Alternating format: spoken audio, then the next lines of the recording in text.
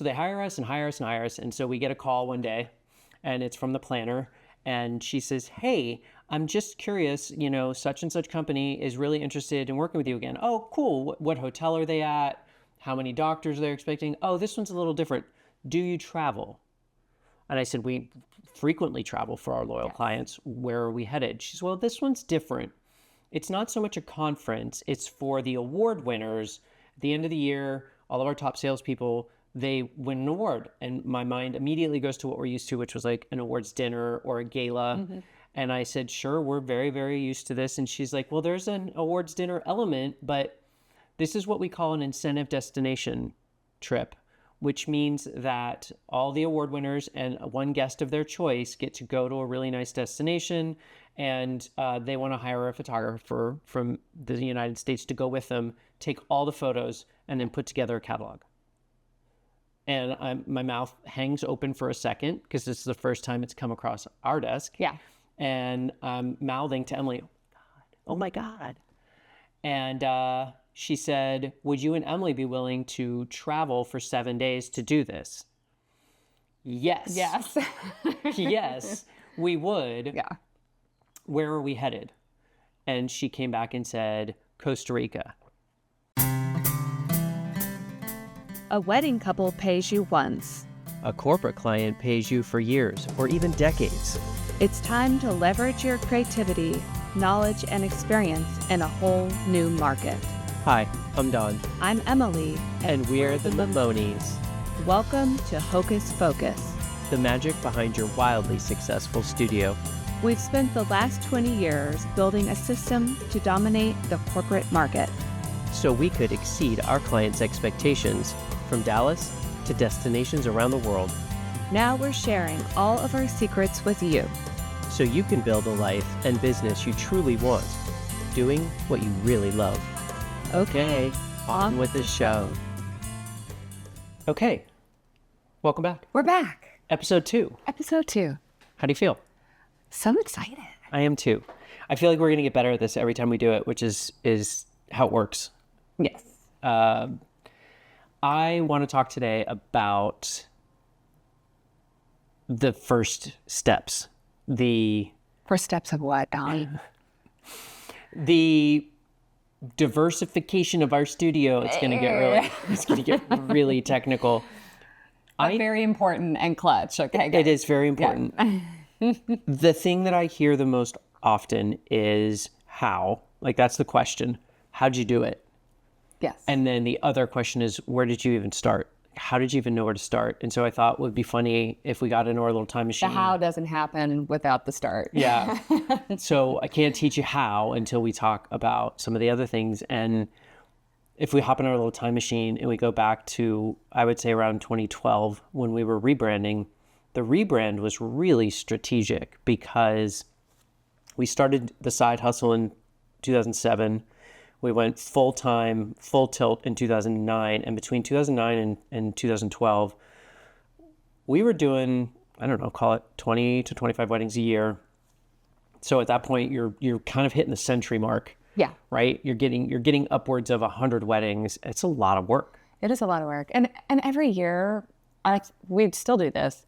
We like to take a business retreat, mm-hmm. and we assess our target market and where we want to go. Where we've been, where we're at, where we want to go, like all those strategic questions. Did we accomplish what we hoped in the last year? And so all that stuff's cooking in the background, right? And it was cooking because what happened to us happens to a lot of photographers. And this is why we chose to keep our brand unified when we were going through this. Companies have daughters that get married, mm-hmm. and daughters that get married have parents that are in corporate America. And suddenly there was this bleed over where we would do their wedding and mom or dad or a relative was in corporate America. They'd be like, oh, do you do corporate events? Sure we do. Yeah, of course, we'd love to. Mm-hmm. And they would hire us not because of what they found, but because of who we were. Right. And we started to have this feeling of, hey, we really like these events. And this is in my zone of genius as a former director of events throughout Southern California in the hotels. Like, I was basically our new client 10 years ago before we started the business. And so suddenly we had this feeling like, okay, well, these people find us and hire us because of who we are. And we say, we're really good at doing this. They believe us. Yeah. But if a client comes to you and they don't know you and you don't have a place for them to land, they're never going to hire you, most likely. And so right around that time when we went on those business retreats, we started saying, how do we create a space inside of our larger brand Right. for these corporate clients? And then it occurred to us, we sort of have two businesses operating. We had our event and wedding side, and then Emily's sort of commercial and more editorial and fashion side. And we were like, you know what?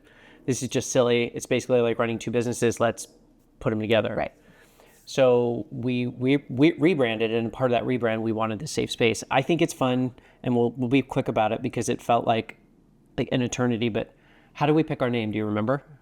Well, we went through days and days and days of like trying this one and this one and this one. And then as we would go to events, we commonly were addressed As the Mamones are here. Yeah, because we just got married. Yeah. And you, of your own accord, Yeah. I'm a feminist to my core. You, of your own accord, decided to take the name as is traditionally done for a lot of people. Although no shade on anybody who doesn't. My last name previously was a little difficult for people to say too, so I was like, okay. This is not that Mamoni is easy. Most people leave the E off the end and say Mamone, like But the as Ramones. they got to know us, they were like, the Mamones are here, or that, and so It kind of was a beacon in the night. yeah, it just stuck, and we're like, I guess we're the Mamones. Well, we started it and with we that. didn't do Mamones photography. Why didn't we do the Mamones photography? Well, first we started and said the Mamones, and then I decided to spend a whole week off and on trying to prove ourselves right, which is something I do. And if you're out there and you're one of those people like me that feels like they need to prove themselves right, I'm here for it. I think it's a great idea. I'm like, yeah, it's good. Let's go. It's good. Just slap a coat of paint on it. I think it's important because I think, to me, oftentimes what that means is if I just pick it and I'm like, yep, that sounds good, sometimes I'll doubt. Yeah. And I'll feel like, did we really give it? It's the way that we did it. I was like, oh yeah, there's no question. All right. Yeah. Undoubtedly, people kept referring to us over the course of that week. And we didn't put photography at the end. And we got a lot of heat for it. Yeah, we did. When we rebranded, a lot of people said, like, I can't believe you didn't put photography at the end. And at the time, as confident and young and ambitious as we were, we said, I don't believe that we will only do photography. And that didn't just mean like photography and videography. We believed we were building an iconic future global brand that would far outreach just photography. Right. We didn't know what that meant yet. It just didn't feel good to put us in a box. That's right. Yeah. And when we, again, on our retreats over the years during that period of time, we started to talk about like mission statements and things. And it was not about photography. It was about creativity. It was about capture for sure. But it was also about legacy and education. Yeah. And so here we are on, again, what we kind of refer to as our third iteration, right? Corporate America to full-time photography, weddings to corporate, and now kind of corporate adding in this idea of artist education is so important. And so let's go back. So we rebranded. We became the Mamones. We worked with a really awesome graphic designer named Sean Willis. He's still out there doing his 806 Designs. Yes, his amazing work. Full plug. He was so good at that. I just remember sitting there in his office and he's like, okay, what does this mean? And so we really got to deep dive, and which is unusual because I think a lot of designers like take your feedback and then go and do the work. And because we were working with him with a local charity, which we'll get into in a minute, he was able to sit with us as opposed to sort of like, take our notes and come back. And we sat there for a few hours, I want to say. And, we sort of developed a brand that it was really important to us that it was us, right? And you'll hear me talk about it frequently, that your unique brand is an extension of your authentic identity. And so when Emily and I sat there and designed our logo and started talking about the presence, it couldn't just be photography. It couldn't have a camera. It couldn't have a shutter. It couldn't have it couldn't have a film lead. It had to be bigger than photography, and it had to be bigger than weddings, and it had to be bigger than this or that. And so as he started to design it out, I remember feeling in awe of that creative talent to take something that's basically, in my our two-dimensional brain and make something three-dimensional out of it. Oh, yeah. To create this iconic brand. And you and I sat on the other side of the desk looking at this giant IMAX screen. It was 2012. Yeah. And he started working with our initials and our name and was doing this kind of thing. And then he started changing the font, which I know you know how to do because you're super creative and talented and Illustrator. He started changing the font. I was like, oh, cool. Oh, neat. And then he layered the D and the E together. And it didn't make sense because the D and the E didn't make sense with the D finished out. And in 1 second, he like took a slice out of the D so that it showed a lowercase e. And I literally got chills. The hair on the back of my neck stood up and I went, oh my God, it's us. Yeah. There we are. It was such an amazing moment. And we had a full rollout of the new brand. We completely reconstructed our website. Epic launch party, which our industry friends helped us put together, and we begged, borrowed, that's and a whole steal. Another story. Yeah, we can tell that story. Yeah. But it was remarkable because it was so incredibly intentional. And at that time, it was so intentional. It was like weddings in the blue, corporate in the yellow. At the time, I was doing some boudoir photography and no. Fine art, intimate. Fine art, portraiture. It didn't always mean lingerie. For the couples. It meant it was a different type of photography. It was a beauty brand. It was a beauty brand. Yeah. And so it just was kind of very distinguishing moment. And so when the website was built, those distinguishing clear things were very present. Right? Let's tell the story just real quick. So we reached out to a contact that we had at a local hotel. They had a penthouse floor, and on the penthouse floor they had like an area where there was for social. They had a boardroom, which is where a lot of people would have their meetings, and then they had a suite up there for your C-suite executives could stay up there. And it's all on the same floor. And we thought, how cool would it be? Because the way we rolled out the brand was that the Mamones were here to work in the ballroom and in the boardroom, and then for Emily's fine art, intimate, and portrait in the bedroom. Yeah. So we were responsible for everything in those three rooms. We had this really cool party where we had these three unique spaces that represented our new brand. We hired some models We had in all the different areas, and we had our website up on big screen TVs and kind of launched it at the party. It was a really epic, intentional opportunity that was rooted in where we were, where we wanted to go, on years of relationship building. Yeah. Because we never could have done it without the partners here in the Dallas-Fort Worth area. We talked about it for months and months and months. We talked about it after for months and months and months. And part of the reason was I remember whenever I did some conceptual things and I took it to Emily, I was like, this is all amazing, but will people think that we just disappeared? Like our old brands, as they kind of got legacy branded and retired, will we still be relevant? So doing this marketing campaign and this effort was all about ensuring that we stayed relevant. Yeah. And that our loyal clients knew we were still out here, that we just kind of were repackaged and repurposed and intentional. It was awesome. And so if we were going to do the ballroom for weddings and the boardroom for corporate, how were we going to get in the boardroom? Right, was what I set myself to. Yeah. Right. It was not enough anymore for there to sort of be this fun and mysterious overlap between weddings and corporate. And so, I mean, I started creating a system.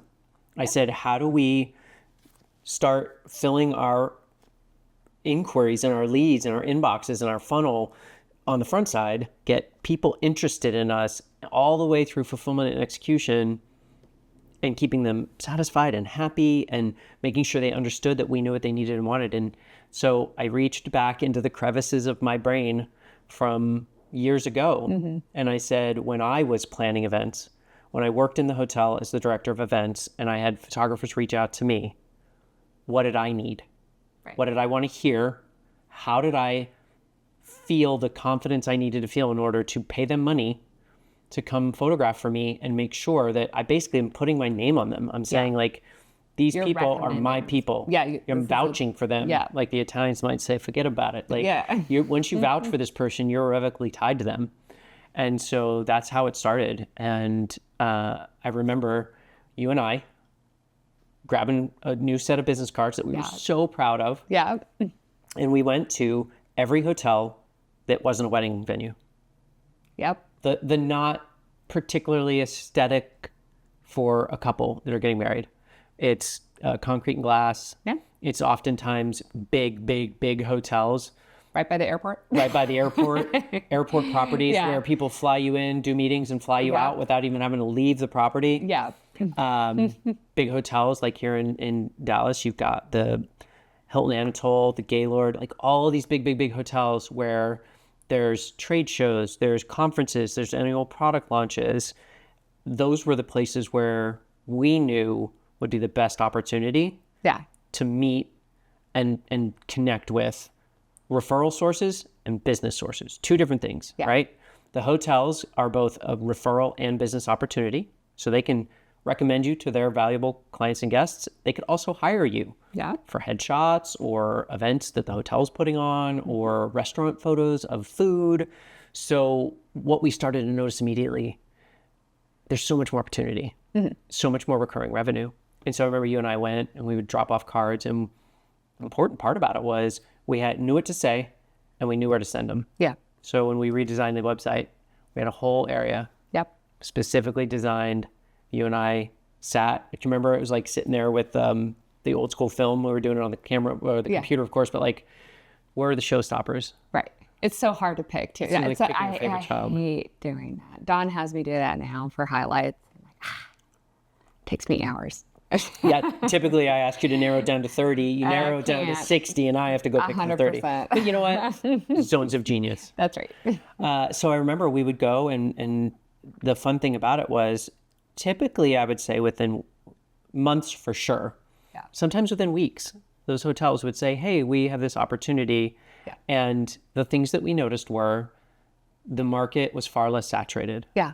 Most photographers go into the wedding market, and we started to ask ourselves why. And I remember Emily and I sitting there like, why did we do it? Barrier to entry is low. The conversation is easy, Yeah. right? You're just talking There's to a lot somebody. of people getting married. There's a lot of people Yeah. getting married. And so the barrier to entry was a little higher when you start talking about C-suite executives and KPIs and return on investment and, you know, oh, we have this, that, or the other, or we have a media release you need to sign, and our lawyers are going to look over your contract.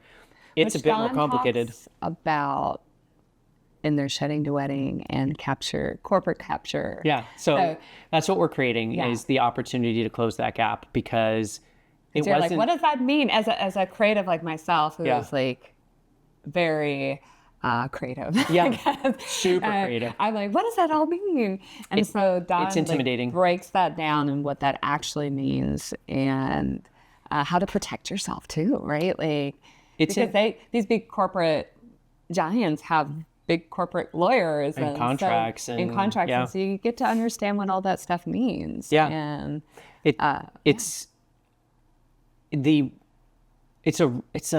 The reward is so considerable. It just, I think everybody feels like the gap is so wide. Yeah. But in actuality, if you just sit down and someone can help you understand the specifics, yeah. it's like you pull the two sides together very quickly. And then a side note, like we would make these deliveries and we'd often bring little treats. tutsies and things. And they would, some of the people would come back, hey, yeah, we have our photographers we've used for years, or videographers.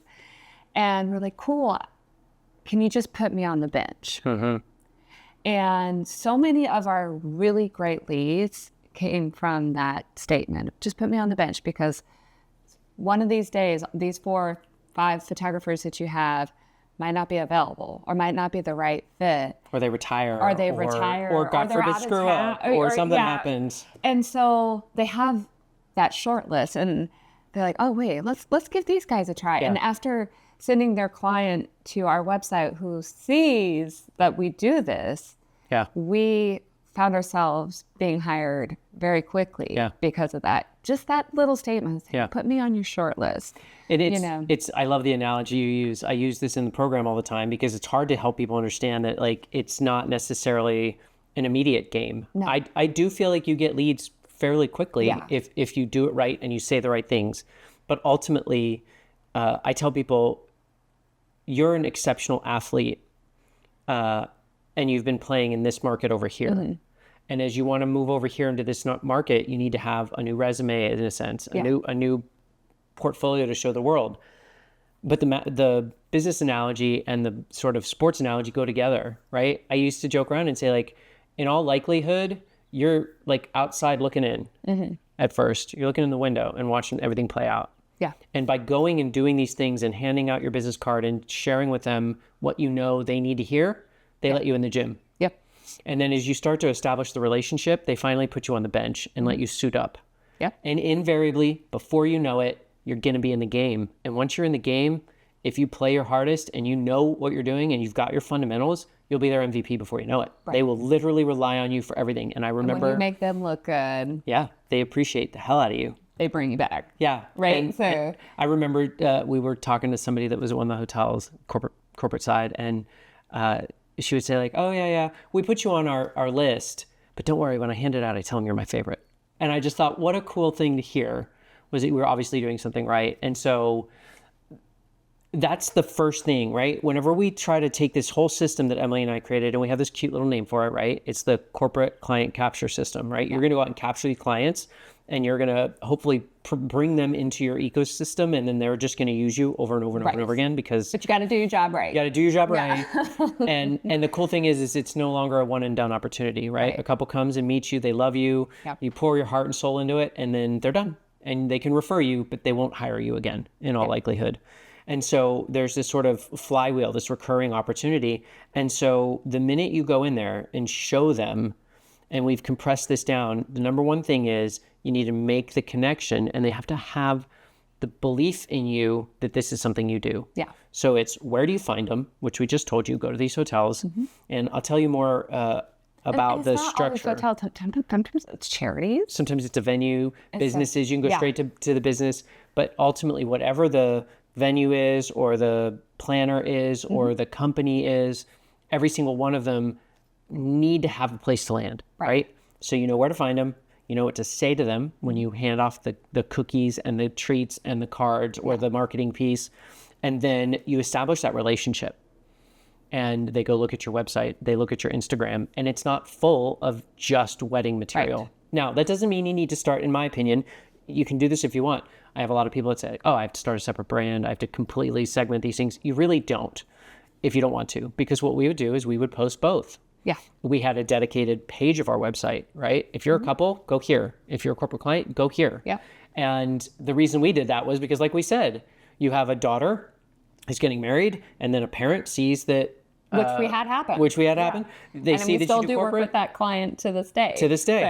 So they see that you do corporate, and they go, oh, cool. Okay. Yeah. Like, I can go over there and see what they do. So showing the world what you do is important. But I just want to reiterate that there's so many artists that feel like this growth, this change, this shift, it's so much bigger than it really is. It's work. It takes knowledge. It takes experience. And most importantly, it takes a roadmap. The roadmap isn't the same for everybody, but there are milestones along the way, right? And so it's a training of your brain. It's a shifting of your mindset. And we've said it before, and we'll say it again until you believe us. All of your couples are clients, but not all of your clients get to be or have to be couples. Yeah. And as you differentiate them, there's just a different language. There's a different presentation. There's a different opportunity. I kind of feel like I want to tell the story from one of our very first hotels we ever went to visit and what came from it. I think you should totally do that. And you're going to have to jump in because it's by far and away one of our most successful and my favorite stories. So when we started this process of visiting different venues and companies, because again, I want you to remember, when it comes to corporate business to business, everybody you meet is typically not only a referral opportunity, but also a business opportunity. Right. So we went to the Hilton Dallas Lincoln Center, which is about 5 minutes from our house. And we handed off business cards and said that we've been doing weddings in the area for a long time. We haven't had the pleasure of working with them because they don't do a lot of weddings. Here's our business card. Please keep us in mind for any of your corporate and business clients. We're happy to help you. If your team needs new headshots or you need commercial or lifestyle images of your restaurants or products, maybe a couple weeks, could have been a month or two later. This was way back in like probably 2013, 2012, right as we rebranded. They called and said, hey, we have this client that's doing what's called a speaker training in the pharmaceutical world, which means they have doctors come in, they train them on the products, and they need new headshots while they're there. You sit in the lobby for a period of time, can you put a proposal together for us? I absolutely can, which is a very different thing than the wedding market real quick too. Right. Typically, you don't have collections that people pick from like you might in the social market. You have to create a proposal specifically to what they need. That's very clutch, which we will talk about later. We'll teach you how to do that too. Contracts and all that fun stuff. Yep. You got to know how to put a proposal together. And so, of course, we'd love to do that. Now, it's not the sexiest job, let's admit. No. But it's a paycheck. Yeah. You get to work with people and there's recurring revenue. And when I say recurring revenue, I mean literally they're like, oh, great, we come back to Dallas like every few months. We would just like for you to start doing these for us. Yeah. Great.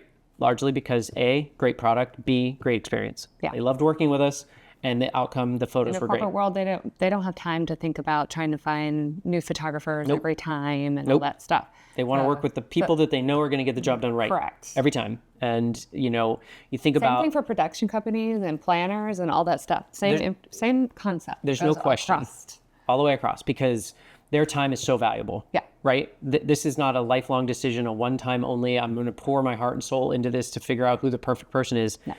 Every minute they're working on this, they're not working on something else. And so they want to be quick and efficient, and they want to know you're their person. Right. So they hire us and hire us and hire us. And so we get a call one day, and it's from the planner. And she says, hey, I'm just curious, such and such company is really interested in working with you again. Oh, cool. What hotel are they at? How many doctors are they expecting? Oh, this one's a little different. Do you travel? And I said, we frequently travel for our loyal clients. Where are we headed? She said, well, this one's different. It's not so much a conference. It's for the award winners. At the end of the year, all of our top salespeople, they win an award. And my mind immediately goes to what we're used to, which was like an awards dinner or a gala. And I said, sure, we're very, very used to this. And she's like, well, there's an awards dinner element, but this is what we call an incentive destination trip, which means that all the award winners and one guest of their choice get to go to a really nice destination, and they want to hire a photographer from the United States to go with them, take all the photos, and then put together a catalog. Right. And my mouth hangs open for a second because this is the first time it's come across our desk. Yeah. And I'm mouthing to Emily, oh my God. And she said, would you and Emily be willing to travel for 7 days to do this? Yes. Yes. Yes, we would. Yeah. Where are we headed? And she came back and said, Costa Rica. And I said, when do we leave? Right. So there was, of course, a contract that needed to be sent and negotiations to be had, making sure I understood exactly what they needed and built a proposal that was, accurate and reflected our time, talent, and experience. But ultimately, because of how we did this one job over and over again. A headshot. Not sexy situation. Not sexy, a great paycheck. She literally said they've enjoyed working with you and Emily so much, they want you to do these from now on. Yeah. And so... And they enjoyed the experience that we provided, and so they then recommended us to another... So we had two divisions in the same company. Yes. They started hiring us for the same, these different kind of speaker trainings and the incentive destination trips, which meant 2 a year for about 5 years until they changed their organizational structure and started doing different types of rewards rather than a trip. But over the course of 5 years, we took 10 or 12 trips to places like Hawaii, Nevis, St. Kitts, the Virgin Islands, Mexico, back to Costa Rica 2, maybe 3 times. And we don't say this to brag. We say this to talk about potential. Right. All of this came from going to a hotel, talking intelligently about what we do to serve our clients in the corporate market, doing the job with our full heart, showing up, being energetic, being kind. It has to do with personality too, right? It's not what we do, but how we do it. Oftentimes all of this is to say that with just the right knowledge and the right understanding and understanding the full potential, I think helped. Not that we would ever do any less than our absolute very best. But there was also this feeling of this client will be now an opportunity for however long, for long periods of time, long opportunities. And so on the very last job we did for them, because they dissolved the program, it was right after we had Frankie. Yeah. And I didn't want to miss out on the job as being a photographer as well. And I was like, you could probably tell the story better, but we're like, can we bring Frankie? And then Don and I were like, we'll figure out the logistics of using care at the hotel. Let's be candid. And stuff like that. And so for Frankie's very first trip to Hawaii, let's be candid. They don't do these things halfway. They're celebrating a team of people that have worked really, really hard all year long. And so part of our job was to capture the fun that these people were having on these trips to incentivize the next year. Yeah. And so we got to go do all of the fun stuff with all these people and photograph. Don was in a helicopter. I've been riding horses and we were zip lining and all this stuff. And you're like, oh, corporate photography is boring, as I air quote. It's not, the podcast air quotes. Right. It is not boring. You just never know where it's going to take you it's going to take you and what fun you're going to have. I think that you're so, I'm glad you brought that up, because it was the last project we ever did for this company because they dissolved the program. The conversation was had, hey, Emily and I had a baby 6 months ago. We're going to bring Frankie with us. And so we just need reasonable accommodations, and we will get care at the hotel for her for the periods of time when we're photographing together. And they were like, oh my gosh, we can't wait. Because we've been working with them for 5 years, 6 years. They were like family. And we would take these week-long trips together several times a year. We get to know them. And they were excited to meet Frankie and have her be a part of it. And so here you are on this, quote, corporate trip. And to Emily's point, you've gotten to know them. We've grown to love them. You're out there doing these fun, ambitious, adventuresome things, not only because you want to capture these. The people would say it over and over again. We go on trips all the time and we hardly have any photos when we're done. Right. Because, we're so busy having fun, or, we have to ask somebody to take a picture of us. So the idea that everywhere we go, we have people documenting it for us and we can reflect back on those photos. Yes. It's such a gift. And it was just really a wonderful thing. There you are again, creating a legacy. Very different than you would in the social and wedding market, but you're creating a legacy for these people. They adored us, and we would show them a slideshow at the end, and they would come over to us crying, thinking about how hard they'd worked, right? And the same is true of the spouse, right? So if the spouse isn't with the company always acknowledges your spouse wouldn't be able to do what they do at work if you weren't supportive as a family, as a couple. And so it was really just a beautiful and special thing. And to have had Frankie there, and like some of her first experiences in water were at this luxury hotel in Hawaii when we were on a break, watching her eat. First time she ate sand. First time she put a fistful of sand in her mouth was on a project. But at the same time, the first time she had fresh mango and fresh avocado was on the big island of Hawaii. Yeah. Like that isn't an acknowledgement that just the potential. The work may be challenging, the closing the gap, the learning, the knowledge, it may be considerable, but we have done this for now 20 years, 10 years before that, as a person that you're going to likely try to reach out to. We have compressed it down into a way where you can learn from us. Yeah. You can have some of these experiences on your own. And, the other thing that happened was, as we started to book more and more of these corporate jobs, we started raising our wedding prices. Yeah. Because every corporate job we worked, we were like, okay, great. Now we can do a few less weddings. And as long as these things start to kind of grow together, and by the time we were done, we probably doubled our wedding prices until we decided we didn't do weddings anymore because they were still an opportunity cost. Yeah. So when you're charging 5 figures for a wedding and you realize this is an opportunity cost, if I take this wedding, I'm going to make less money than if a corporate job comes along, that's a huge acknowledgement. And so I just want to reassure everyone that's listening that is a creative entrepreneur who is in the social market that's interested in making this transition. It's not as challenging as you think it might be. Yeah. It's not as intimidating with the right information, with the right roadmap, and with the right experience. And that's so many people have asked, Yeah. And we're now ready to kind of step out onto that ledge again Yep. and take a chance and say, hey, we're going to answer your question. How did you do it? We're going to show you how. So the first step is what? Go to sheddingthewedding.com and you're going to see some information there about like our journey and what we've done. And it's a fun, kind of cheeky little video that we created.